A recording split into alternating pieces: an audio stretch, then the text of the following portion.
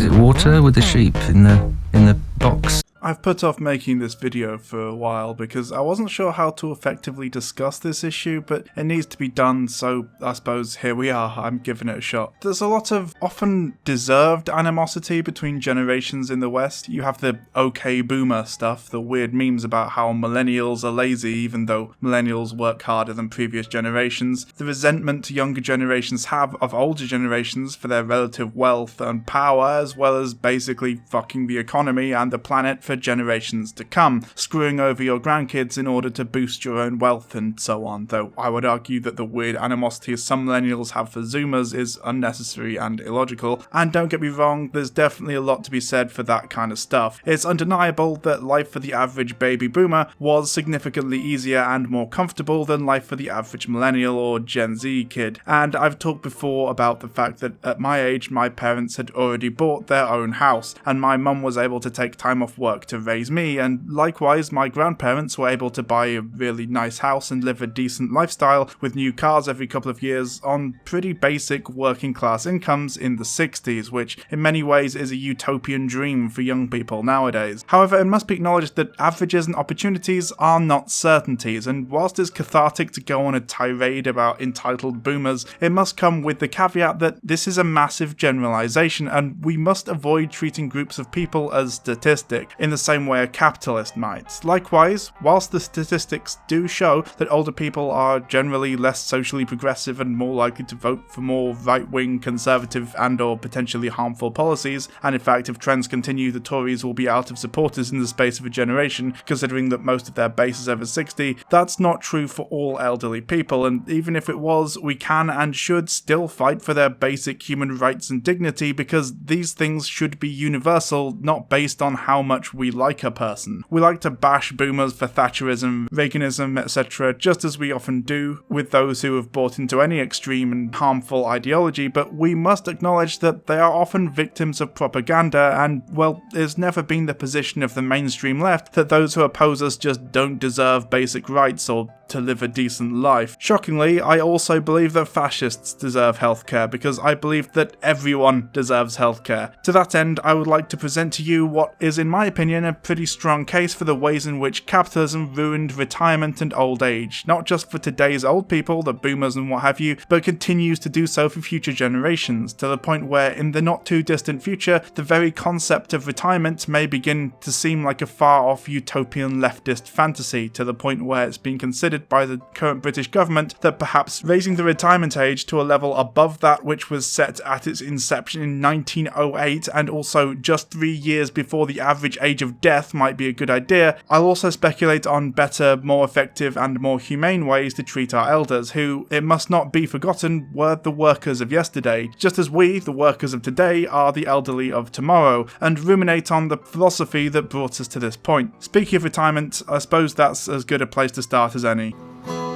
I spent my whole life making somebody rich. I busted my ass for that son of a bitch, and he left me to die like a dog in a ditch, and he told me I'm all used up.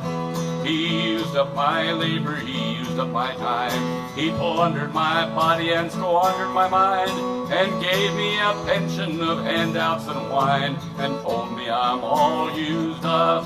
It used to be, if you gave up 4 or 5 decades of your life, you'd at least get the last couple to yourself, supported by the state and your former employers, rather than being forced to find work at 80 years old. That's no longer necessarily the case, however, as it becomes more and more clear that the institution of retirement as a concept is not as safe and secure as it may seem at first glance. In fact, if I were a betting man, which I'm not because I have the worst luck, I would put my money on the idea of being able to just retire and enjoy your twilight years becoming a relic of the past, a left-wing utopian dream within my lifetime. But before we get into that, let's talk about pensions for today's pensioners. Currently, the full basic state pension in the UK is £137.60 per week, or just over £550 per month. For reference, that's significantly less than half the UK minimum wage at the moment, and much like the minimum wage, is still taxable. Now, there are ways to increase it, like for example, if you're married, you for some reason get an extra £82.45 per week, which is nice, but it does mean that many people, including LGBTQ+ people, who who were unable to marry until like 5 years ago are unfairly discriminated against, and of course, because the UK is normal Ireland, if you're trans there's extra hoops to jump through, and if you're over a certain age you have to claim under your gender assigned at birth. Just so we're clear here, you pay national insurance, which is around 12 to 15% of your wage every month for your entire life, which is supposed to go towards your pension so that it pays for itself, and the amount you get back at the end is significantly less than what you paid in, and pensions are being cut all the time, as a result of the DWP's crusade to make the most vulnerable in society as miserable as fucking possible. Just in the past few years, for example, thousands lost £70 per week due to the adult dependence scheme being dropped. Many people had to pay back and or give up a large chunk of their pensions because their former employers claimed to HMRC that they'd accidentally been overpaying them, and the government is constantly threatening to remove the so-called triple lock on state pensions, which ensures that the amount paid out increases with inflation rates, earnings growth and or 2.5%, whichever is highest. So regardless, pensions nowadays are constantly under threat of having their income cut or reduced due to no fault of their own, but things are only going to get worse for future generations, since not only are these cuts constantly being pushed, but the pension age for future generations is constantly increasing and being pushed back, with no real indication of stopping or any guarantee that the pension will be any higher when it does get claimed. Allow me to briefly demonstrate. Until 1995, 3 years after I was born, the state pension age had been 60 for women and 65 for men. However, this changed with the Pensions Act, which amended this so that the women's pensions age would be made equal with men, though rather than lowering men's retirement age, they just increased women's because,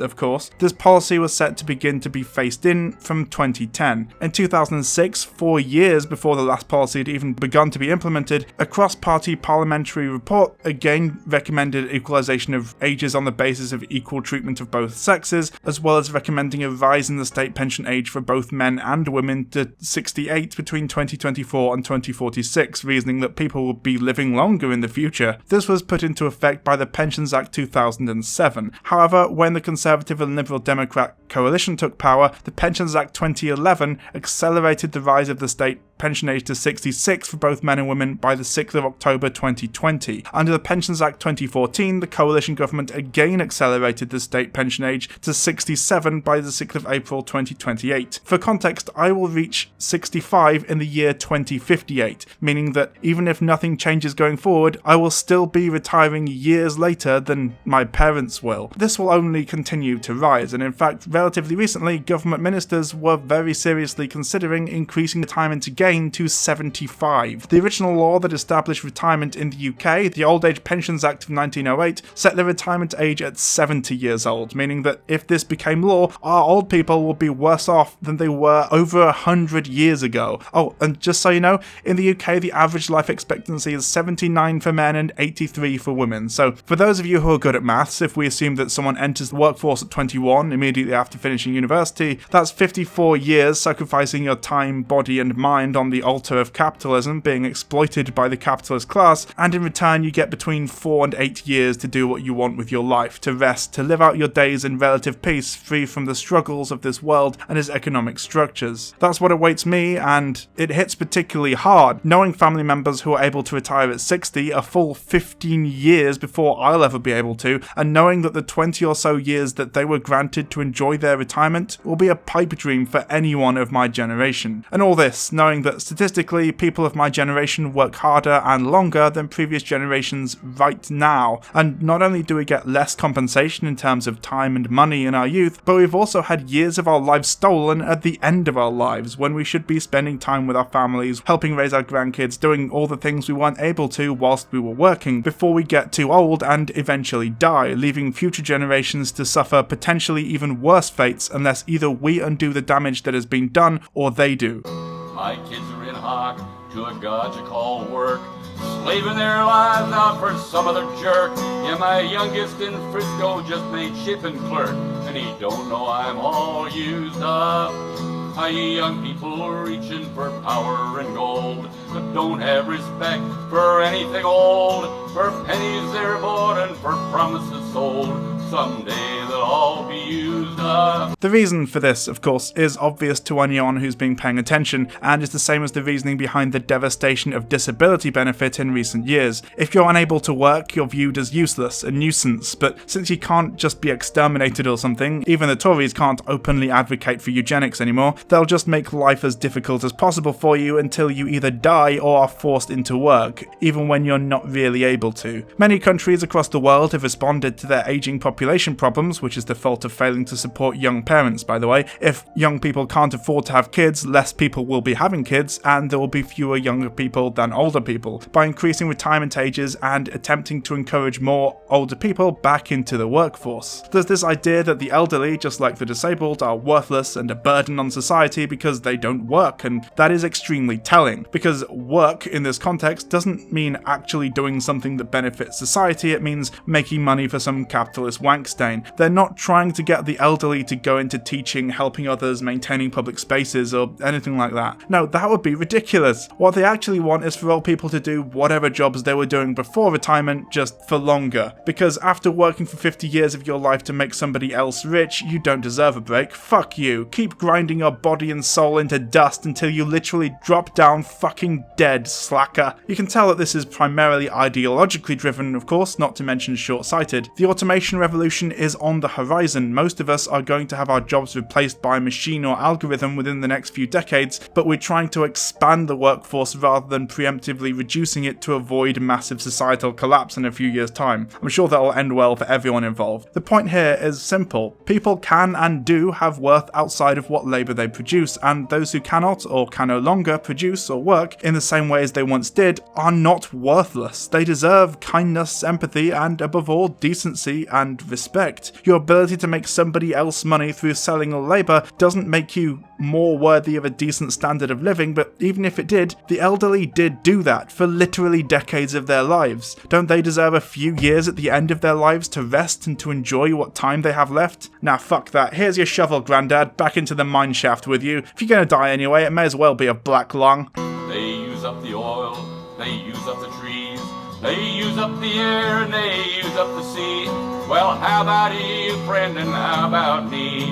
What's left when we're all used up? Everyone knows that elderly people need to use healthcare services more than the rest of us. Even the Americans, who often have a very callous attitude to people dying or going into crippling debt due to their private healthcare system, have a scheme in place to help older people get the healthcare they need. And yet, across the world, it's the elderly who often suffer from healthcare problems, from standard issues like poor accessibility to slow erosion of certain benefits of old age, such as the proposed removal of free prescriptions for the over 65s.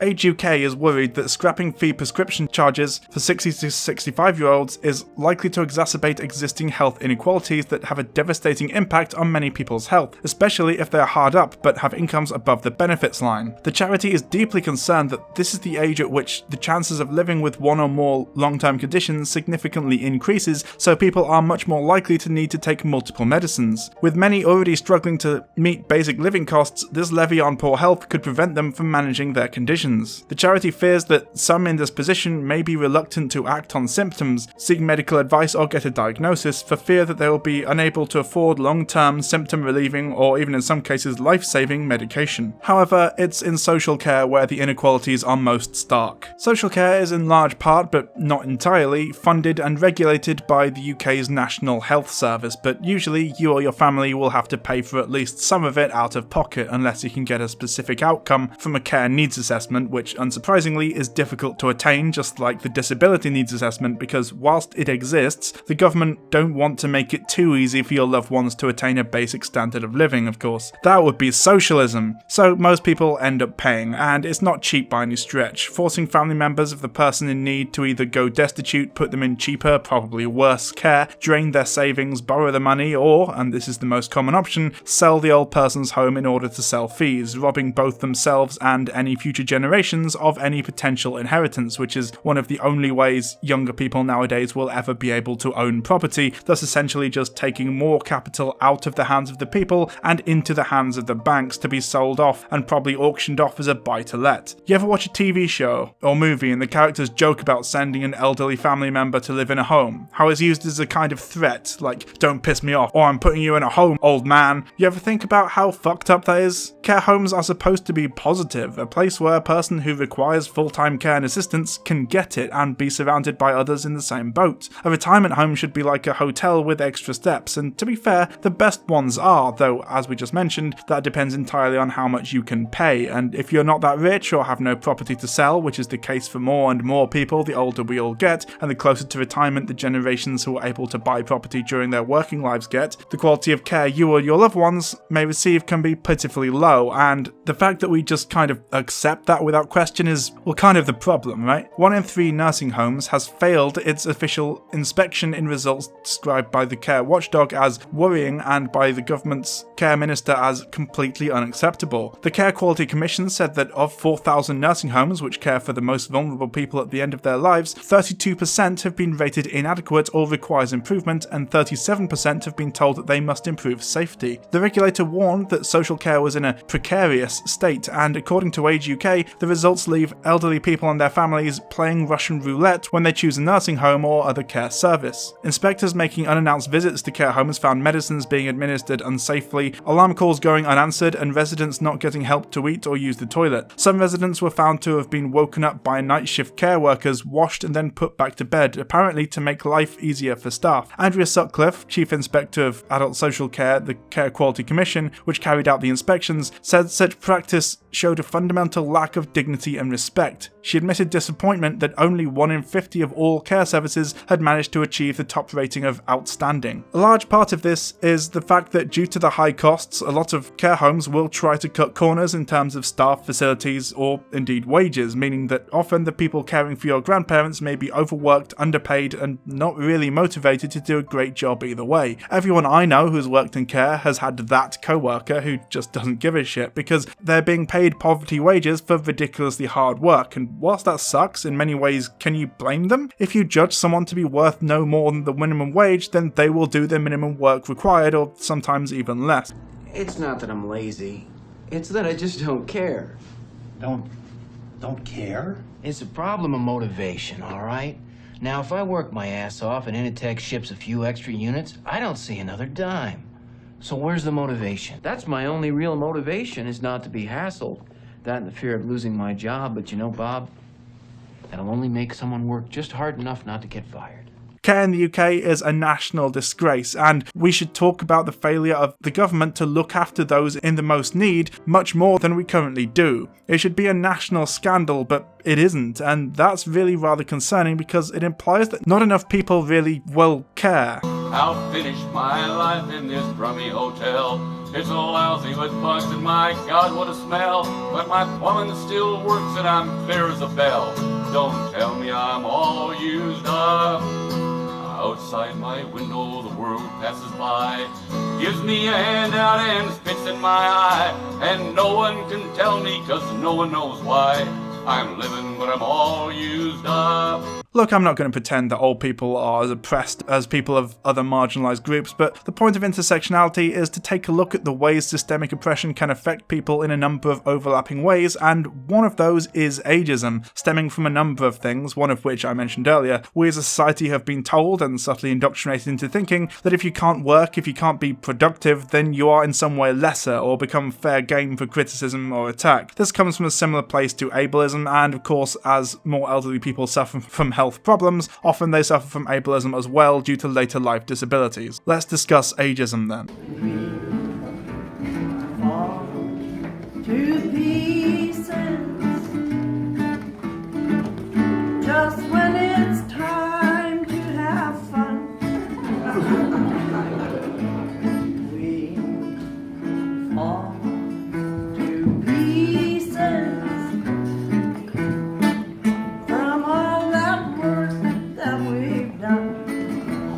I won't really be discussing corporate ageism in a huge amount of depth because there's not really much to say beyond that it exists and is bad. But before we move on, it's important to be aware that there is extremely common, unfortunate, and unfair discrimination and prejudice focused on the elderly in the workplace, to the point where, according to one study for Built-In, 33% of older people believe their age is putting their job at risk, and among full-time employees aged 45 or older who believe they could potentially lose their job within the next year, 33% of them believe it will be due to their age. I'll leave links to sources containing more statistics in the description, but to save time in this already quite long video, simply take my word for it that older people can and do suffer discrimination in the workplace, and often suffer financially due to the fact that older workers are often seen as less competent and less reliable than younger workers for a variety of reasons, one of which being that there's a perceived endpoint to their employment and therefore their usefulness in sight, much in the same way as employers will refuse to hire pregnant workers because of the perception that they'll require paid time off in future. Likewise, when we take a step back and look at things like marketing, the groups to which corporations often attempt to cater or pander to, usually older people, are overlooked or ignored, rarely, if ever, portrayed in a positive light in advertising or any other mass media, and often the process of aging in and of itself is treated as in some way disgusting and something to be avoided and mitigated as much as possible, but more on this in a moment. This is especially curious, considering that many of the people in charge of these corporations are old themselves, but as things often work within capitalism, it's the system and the market that decides which groups to prey on and which to treat as worthless, and there's a lot of money to be made in convincing people that the natural process of aging is horrifying and something to be avoided and mitigated as much as possible, to the point where certain wealthy older people have started just injecting the blood of the young directly into their veins, which I'm sure isn't a perfect metaphor for anything. We fall to pieces just when we're having a ball. We fall to pieces each time we forget our Geritol. This is the point that we need to confront as members of an ostensibly empathetic society. How do we treat our elders, and is it a reflection of who we are as people? Well, there's a few layers to this, and I want to be clear, so I'll be as brief as possible here since most of what I'm about to say will be self-evident, at least up to a point. The first point to be made is how early we appear to be willing to declare someone old, often due to the strange and frankly kind of fucked up fascination, or some might say obsession, with youth we as a culture seem to cling to. People who appear older than, say, 40 are often derided and looked down upon, deemed unattractive and undesirable, and the argument appears to be, if you've not got your shit together by then, it's over for you. This perception is incredibly confusing to me because, well, there's a reason it's called middle age. If you're 40 right now, on average you're about halfway through your life, or to put it another way, you have as much time as you've already lived left on this earth. Your life is not over or even really nearing its end, it's at best halfway done, but that's not the perception. Generally, we consider your life to be diminished or in some way lesser the more you aged, and as more and more opportunities slip through your fingers, being offered only to the young and beautiful, pushing many to consider pretty severe cosmetic surgery to appear young, to conform to society's ideal of what beauty really is, rather than embracing the real natural beauty of the human aging process. This is sold to us, of course, by the media and by cosmetic brands attempting to capitalize on the insecurity of the aging population. Usually this targets women with stuff like anti-aging solutions, wrinkle cream, Botox, anti-graying hair products, and so on. We often treat these things as a demonstration of the inherent shallowness of people who participate in these practices, but that's just blaming the victims of an oppressive system for the deliberate outcomes of said system. If the world is telling you that looking old and the natural aging process is undesirable and shameful, and may even cost you real tangible things like potential relationships or jobs, well, it's not exactly unreasonable to take steps to mitigate these potential issues, is it? I think we often have an issue with dehumanization when it comes to the elderly. We seem to be of the opinion that after a certain age you're less worthy and less deserving of empathy and kindness, and whilst I'm not saying that we should always respect our elders or that all old folks are nice people who do good things, I also don't think the opposite is true. We must do our best to view older people as individuals first with their own complex internal lives, rather than just assuming that they're going to be ignorant Brexit supporting wielding battle axes with extremely outdated views about race. These are above all stereotypes and not necessarily reflective of reality. Commonly true perhaps, but not universally. Probably the most obvious example of this is the recent reaction response to the COVID-19 pandemic, with thousands of people opposing stuff like lockdowns, mask mandates, vaccine passports, and so on. And I'm not necessarily all that interested in discussing the benefits of any of these, but one thing that's been actively horrifying to witness has been the amount of people who've basically just decided that their freedom to go to the gym or get shit-faced drunk in a Wetherspoons or go to a Tesco's without having to wear a mask takes precedence over the lives of disabled, elderly, and vulnerable people. Over the past couple of years, millions have died from COVID-19. 95% of them have been over the age of 50. 58.7% were above the age of 75. This is despite the fact that these same groups represent between 7.2 and 35% of the overall cases, and yet people, and the government, felt that opposing measures to protect the vulnerable were unacceptable somehow, because it's been drummed into us for decades at this point that the old, along with the disabled, though as previously mentioned there is a lot of overlap, are a necessary sacrifice to make. If a million old people die, that's fine. I get to go on the piss with my buddies every Friday night. It shouldn't need to be said, but apparently some people need to be reminded that old people are old people, and as such equally as deserving of love, life, and respect. It's honestly horrifying to me that any group of people could be seen as expendable to the point that the elderly have in recent years. He told us to go out and exercise a lot, that it would help our hearts, and we wouldn't see those spots. But each time we bend down, we can't get up. We retire, and we fall to pieces. Look, I'm not going to tell you what to do or how to think, and I'm certainly not innocent of the occasional spot of boomer bashing, because it is true that the boomers as a generation did indeed fuck the planet and the economy in their favour at the expense of their grandkids. And yes, a lot of boomers are entitled Karens, landlords, and or small business owners who expect people to work for them for poverty wages and complain that people would rather live on handouts or some shit, but this is not necessarily true of all old people, and in many ways essentialising entire generations of people is harmful and reductive. Thing is, whilst the economy did get fucked by politicians who were overwhelmingly supported by boomers at the time, and whilst boomers definitely did benefit from policies that absolutely screwed over future generations, we have to remember that it wasn't some old granny you met at a bus stop that did that. It was the rich and the powerful, the politicians and the corporations who worked together to dismantle the unions and consolidate the power of capital. This is why it's astonishing to me that the weird boomer hate on the left caught on, because we're supposed to be the ones who can look at systemic issues and point to them as the real cause of many, if not most, of society's ills, and yet here we are on the internet complaining about boomers as a generation rather than the systems and incentives that drove them to make the decisions they did. The thing about essentializing groups of people is that you're inevitably going to be overlooking people who don't fall within your preconceived ideas of what people in that group are like. For example, with the elderly, we often see them as privileged, rude, and entitled, having been able to live a decent life on a working class wage and choosing to remove this ability for future generations. But this of course is not true for all the elderly, and it's ridiculous to even suggest. According to Age UK, a charity working with elderly people, since 2013-14, the number of pensioners in poverty has risen by almost a third, 31%, from 1.6 million. Official figures show that a third of Asian older people, 33%, and just under a third of black older people, 30%, in the UK live below the poverty line, compared to 16% of white older people. The over 85s, renters, and single female pensioners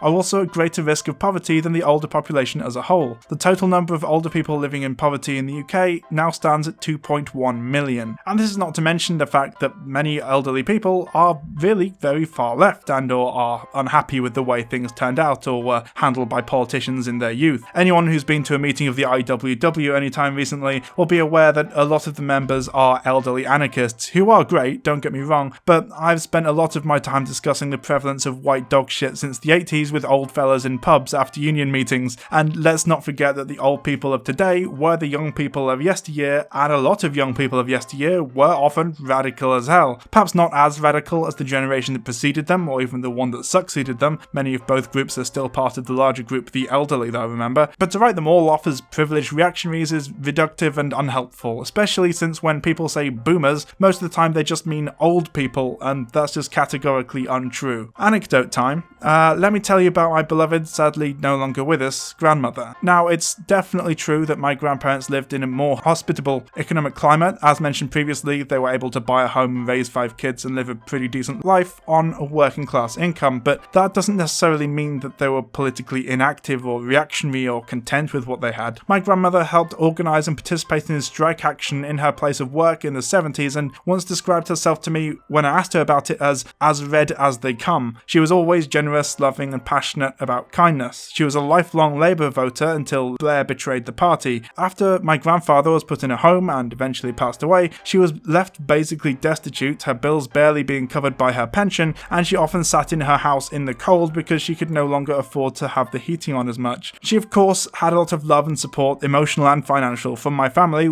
much of which she was too proud to accept. She was a lifelong supporter of the NHS, always impressing upon me how fantastic it was, and when passed, we found out that she'd been writing birthday and Christmas cards months in advance so that when the end did come, we would all have at least a couple of cards from her, symbols of her love, to help her through. She left us poems and notes of comfort, knowing that her passing would be devastating for all of us and seeking to make it as easy as possible. She even specified that she didn't want a funeral because she couldn't stand the idea of us all gathered dressed in black crying over her. My grandmother was not unique. To me she was, but there were and are a lot of people like her out there, and it's both incredibly frustrating and really rather upsetting that there are some out there who would put all of the elderly in a box and claim that they're all rich, privileged, selfish assholes, so fuck them. The elderly are some of the most vulnerable people in society, and if we really care about helping the downtrodden, the elderly are a group we absolutely need to be fighting for. Old people are not a monolith. They may have benefited from reactionary policies, they may as a generation be more likely to have reactionary views and own a majority of their wealth and property, but just because most rich people are old doesn't mean that most old people are rich, in the same way that just because most rich people are white, that doesn't mean that there are no poor white people, and we should be trying to work with and have empathy for old people who are in need of help. Like it or not, but you have more in common with a boomer living in poverty than you do with a 30-year-old millionaire, and we should be trying to work together with those in need, not exclude them. Sure, some of them have backwards, shitty views pushed on them and normalised by society, but hostility and allowing them to languish in poverty is not a moral or even really effective response. Hot take,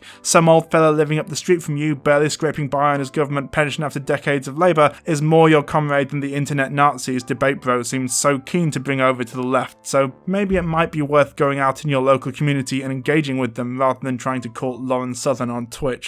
Sometimes in my dreams I sit by a tree.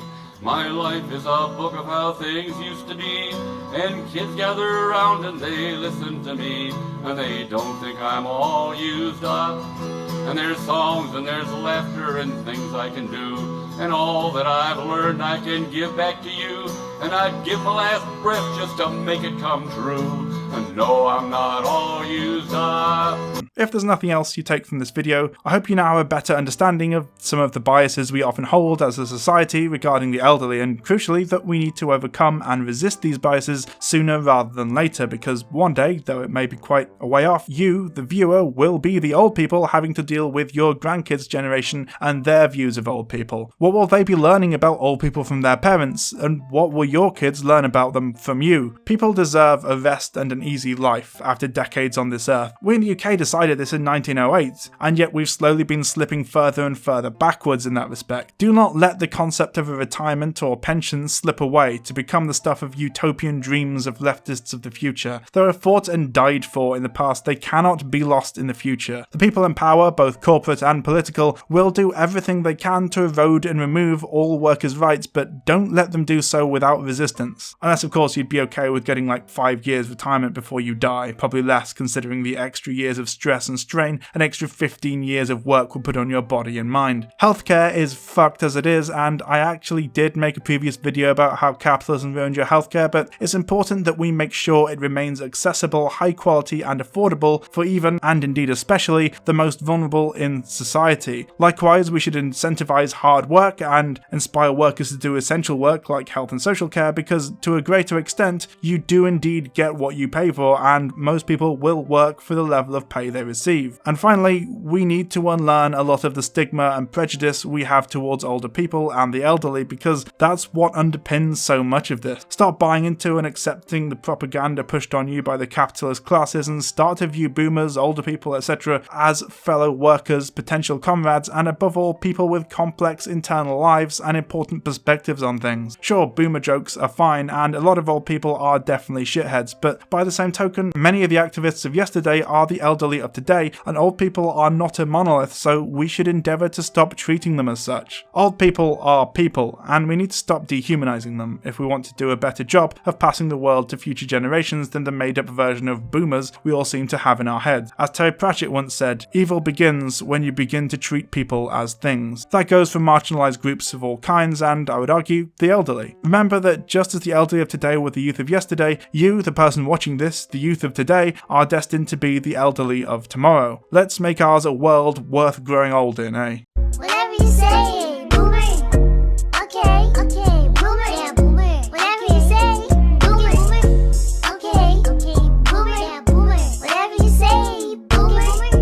Okay, boomer. Hello everyone, I hope you enjoyed that one. It's been a while since I've done one of these How Capitalism Ruined Your Life videos. I quite like doing them. I think they're some of the most important work that I do. And yeah, I am quite proud of these videos as they turn out. Sorry, that was just me opening an imported energy drink from Thailand. I have a terrible, very unhealthy lifestyle. But yeah, I hope you enjoy the video. And I hope it at least made you think a little bit about the situation in a way that you wouldn't necessarily have done so before. So if you want to support me and this channel, you can do so by following me everywhere on all my social medias.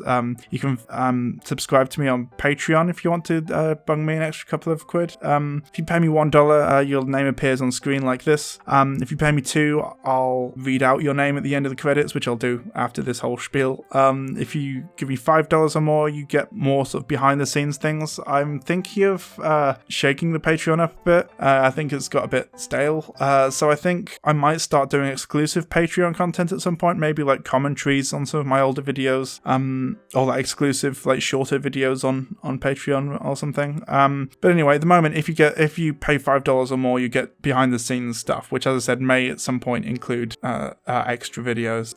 But at the moment, you get videos a couple of days early, and you also get video scripts when they're done, which can be either like a couple of days beforehand, or it can be a couple of weeks beforehand. Like for example, this time I've been working on a couple of videos and I haven't really been able to record because there's been workmen digging up the street across from my house, so I haven't been able to do any audio recording. So you're seeing this video probably like, I don't know, a couple of weeks after I uploaded the original script. But yeah, anyway, I hope you enjoyed this video, and I hope you continue to enjoy this video. If you did like it, feel free to smash that like button, hit subscribe and notification bell and all that guff that the YouTubers always tell you to do. I don't really know if it helped. I've also got a history channel where I will be uploading a proper like history lecture-ish video soon. It's probably the driest and most boring history video that I'll make on that channel, but I needed it for context for the rest of the videos. So yeah, hope you enjoy that as well. So thanks for watching, and I would especially like to thank my $2 or more patrons. So I'd especially like to thank Elise the Mighty She-Beast, Aride, Bryden Beck, Chris Ragnacci, Deckard. Next we have Ryan, it's Brian, Oogity Boogity, Polite Pigeon, Stacey Solano, The Bulk, Tom Newport, Felix Sanguis, Nanza Kambe, Oft Wears Hats, and of course Les the Mystical Dinosaur and his friend Bob. Thanks so much for watching everyone. I hope you have a good one, and I'll see you again soon. Bye!